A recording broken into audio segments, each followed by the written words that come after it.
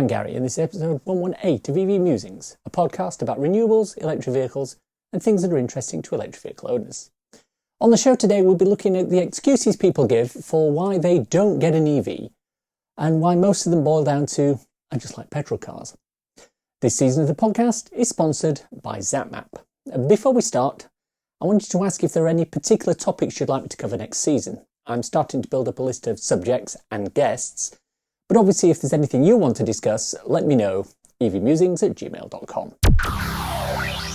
Our main topic of discussion today is around people who say, I want an EV, but... Let me set the situation, and I'm sure you've heard all of this or something similar along the way. Somebody says to you, an EV won't work for me. I need longer range, 500 miles minimum, and the ability to tow a 5-ton trailer, and I need to seat 5 people, 3 with a baby seat, and have a Great Dane dog who comes with me on every journey, so I need somewhere for her to sit in the back with her kennel and a £150 bag of food. Or, they're just too expensive and I need one that's under £500 because nobody buys expensive cars anymore. It's something you hear a lot, but how accurate is it?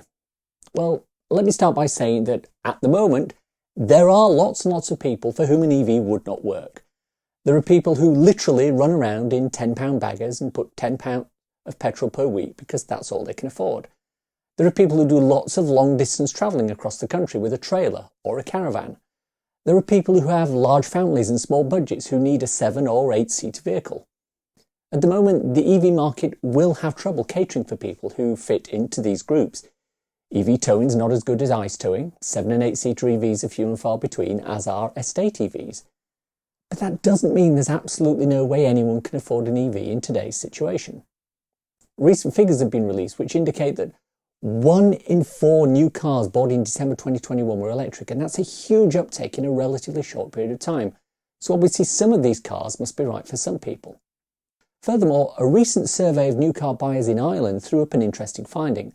Analysis of the sales figures and the 284 car models bought showed that more than 63,000 buyers spent at least €28,000, which would have got them a new EV. That's approximately 60% of purchasers who could have afforded at least 2 of the EV models on the Irish market, while 38% had a budget that would have stretched to 10 of the EV models. Price, in that case, was not an issue.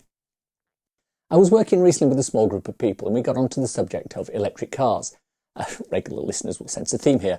One of the guys said he thought EVs were too expensive, and I asked him what he was basing that on. And he said he was paying £120 a month on a loan for his current car, and there wasn't an EV available for anywhere near that amount. Well, he's quite right, but he's also wrong. Now, I fired up the EV price comparison website, evtoolkit.co.uk, and asked him a few questions, entering the results into the form. And when we factored in the mileage he was doing, the cost of the petrol, road tax and servicing, we worked out he was actually spending over £500 per month for the car that was only costing him £120 a month. And in a delicious twist of irony, he'd had to get a lift to work that day because the clutch had gone on his car and it was going to cost him £700 to fix.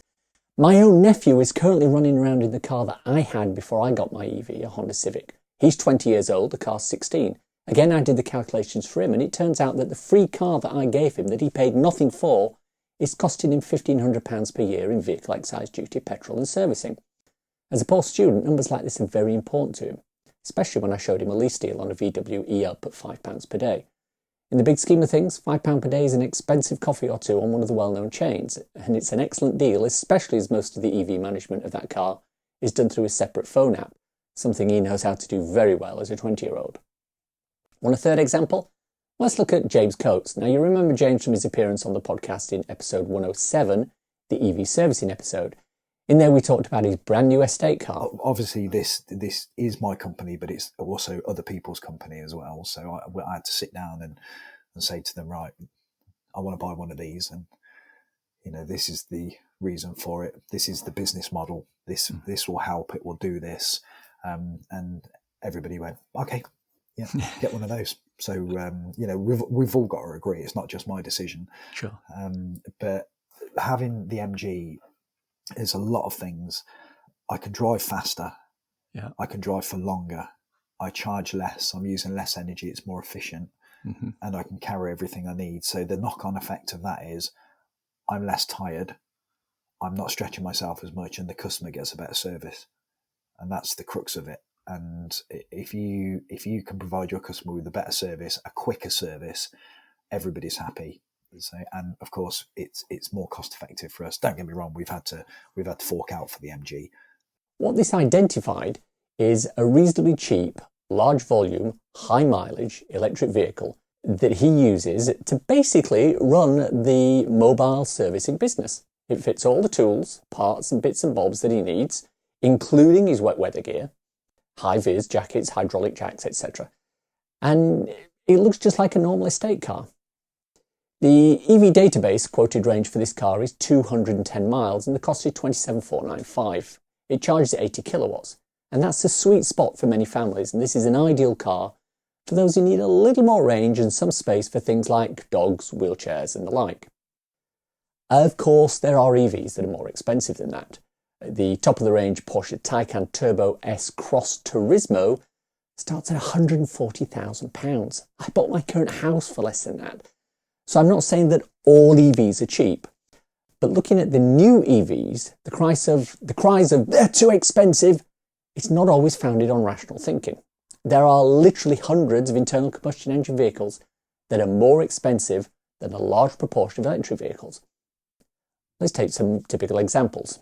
All prices are UK sterling at January 2022. I-Pace 65,000 to 76,000, the Jaguar F-Pace 40 to 78,000. Tesla Model 3, 42.5 to 55,000, BMW i3, 38,700 to 41,000, BMW 3 Series, 29,000 to 85,500 for the top spec. Think about that. The top-of-the-range BMW 3 Series costs over twice the cost of the top-of-the-range Nissan Leaf. The base model of any ICE car will probably cost less than the base model of the equivalent EV, but you're not comparing like for like.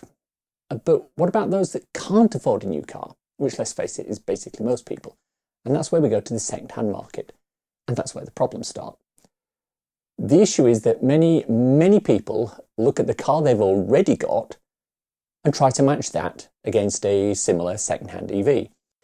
If the car they've already got is a £200 Fiat Panda, they're not going to get a £200 second-hand Leaf or a Zoe or an iMia. They just don't exist at this time.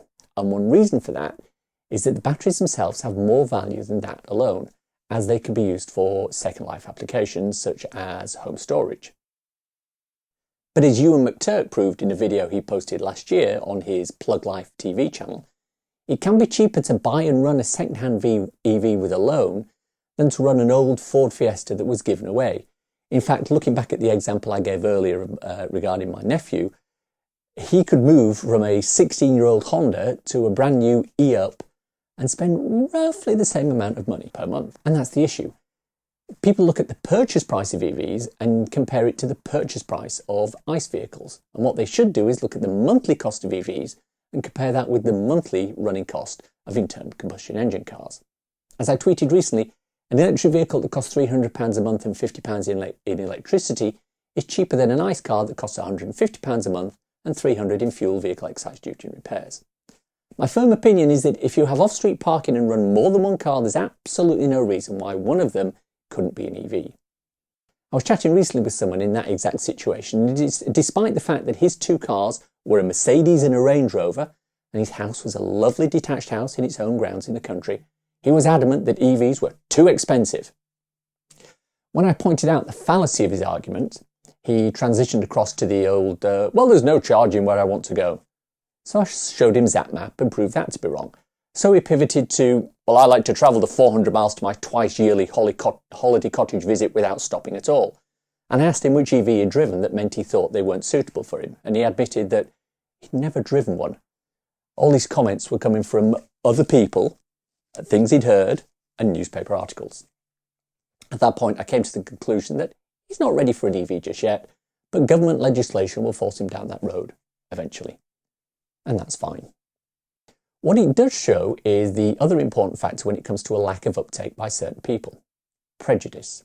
They are against EVs for some unknown reason, usually attributed to something they read in a newspaper or a comment someone made on Facebook or some sort of misinformation that's never been corrected. And again, that's fine. I don't think it's anybody's mission, least of all mine, to convert every ICE driver to an electric vehicle. What I do think it's incumbent on us to do is to identify anyone who's seriously thinking of making the change, but has concerns or reservations, and help them move forward with this transfer.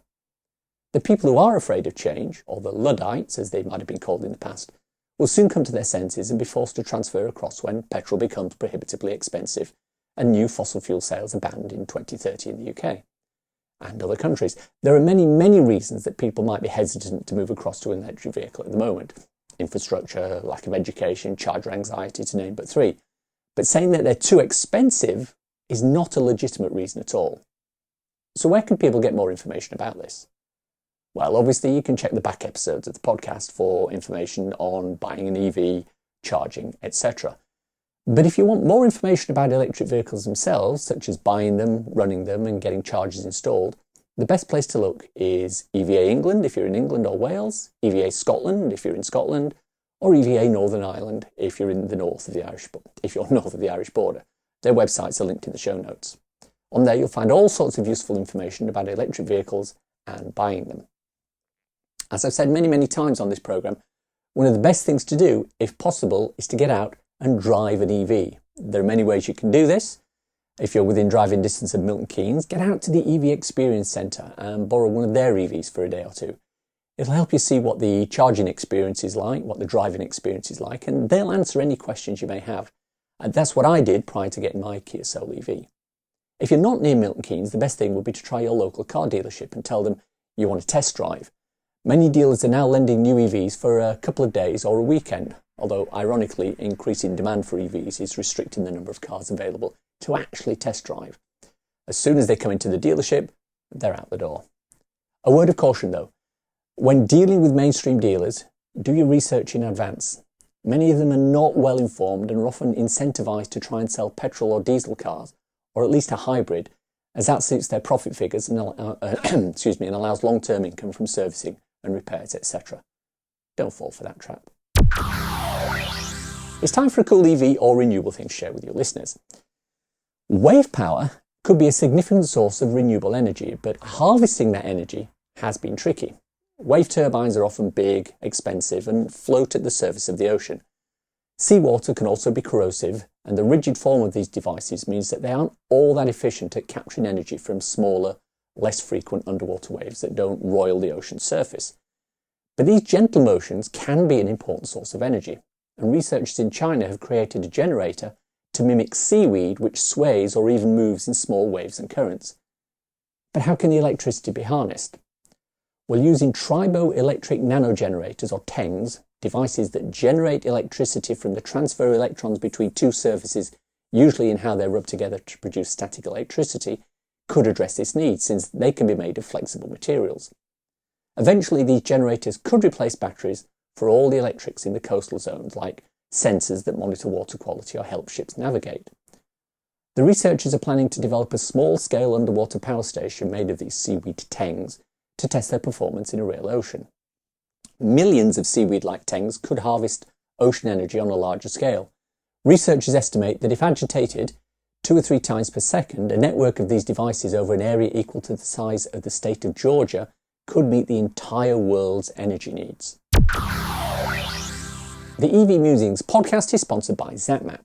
ZapMap is the go-to app for EV drivers in the UK. Use it to search for available chargers, plan electric journeys, pay for charging on participating networks, and share updates with other EV drivers. ZapMap is free to download and use with subscription plans for enhanced features such as using ZapMap in-car on CarPlay or Android Auto. And that's the show for today. Hope you enjoyed listening to it. If you want to contact me, I can be emailed at evmusings@gmail.com. I'm also on Twitter @musingsev. If you want to support the podcast and newsletter, please consider contributing to become an EV Musings patron. The link is in the show notes. Don't want to sign up for something on a monthly basis? Well, if you enjoyed this episode, why not buy me a coffee? Go to ko-fi.com/evmusings and you can do just that. It takes Apple Pay too.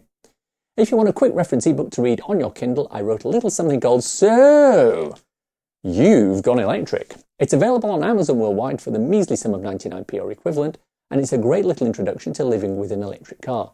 Please check it out. Links for everything we've talked about in the podcast today are in the description, in the show notes below. And if you enjoy this podcast, please subscribe. It's available on iTunes or wherever you get your podcasts. Please leave a review, as it helps raise visibility and extend our reach in search engines.